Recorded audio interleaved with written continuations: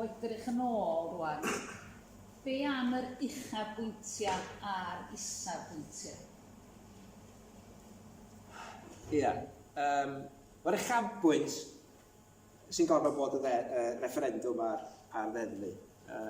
Mae yna uchafbwyntiau eraill, mesur iaith, dwi'n deud pam mor bwysig oedd hynny i mi. Coleg Cymraeg Cenedlaethol, gwella ffyrdd, deu gogledd, gwella cysylltiadau tren, deu gogledd, gwelliannau yn y maes iechyd ac addysg yn y blaen. Ond yn y diwedd, sa chi'n gorfod ymwthio fi a dweud, dyna fyddwn ni'n meddwl fydda'n sicr yr uchafbwynt.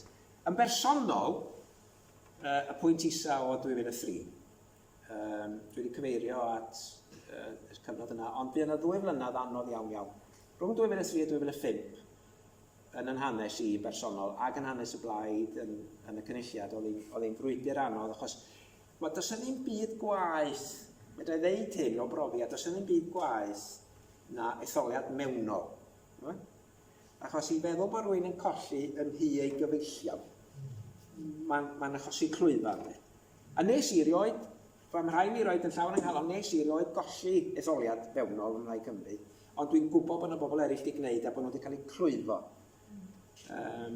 Ac dyna beth ddigwyddodd yn y fan honno, ond oedd 2 flynedd eitha anodd. Felly yn bersonol, ond dwi'n meddwl mae'r ymwleidyddol rwy'n sy'n ei gilydd bod ni wedi methu adeiladu ar lwyddiant Gymru'n un ynddo. Hwna ydy'r peth sydd wedi ymrifo fi fwyaf, bod ni just ddim cweit wedi elwa o beth ni wedi wneud a bod ni ddim cweit wedi cyrraedd i ail, os liciwch chi.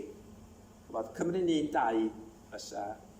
Ac wrth gwrs, gobeithio mae Plaid Cymru yn arwain y llywodraeth honno, ond da ni angen dod at ein gilydd yn meddwl, achos mae datganoli dan bygythiad, o'r yma trefod yn iawn, mae datganoli dan bygythiad o Lundan, a da ni angen dod at ein gilydd i herio hynny.